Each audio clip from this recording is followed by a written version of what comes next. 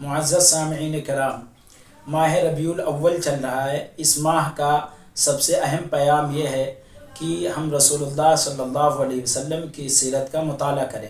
آپ صلی اللہ علیہ وسلم کی زندگی انسانی معاشرے کے لیے، زندگی کے ہر شعبے کے لیے نمونہ ہے، تو ہمیں آج کے حالات میں رسول اللہ صلی اللہ علیہ وسلم کی زندگی کا بطور خاص مطالعہ کرنا چاہیے کہ ان حالات کا ہم کیسے تدارک کریں۔ مثال کے طور پہ رسول اللہ صلی اللہ علیہ وسلم نے کیسے معاشی حالات کو استحکام عطا کیا۔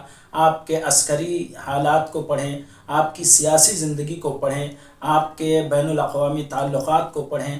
آج کل امت مسلمہ جس طرح اضطراب و بے چینی کا شکار ہے، وہ کس طرح نکل سکتی ہے ان حالات سے، کیسے اس کو امن و سکون عطا ہو سکتا ہے۔ ان حالات میں ہمیں کیا کیا روشنی اور کیا کیا پیغامات ملتے ہیں رسول اللہ صلی اللہ علیہ وسلم کی زندگی میں، اس کا ہمیں گہرائی سے مطالعہ کرنا چاہیے۔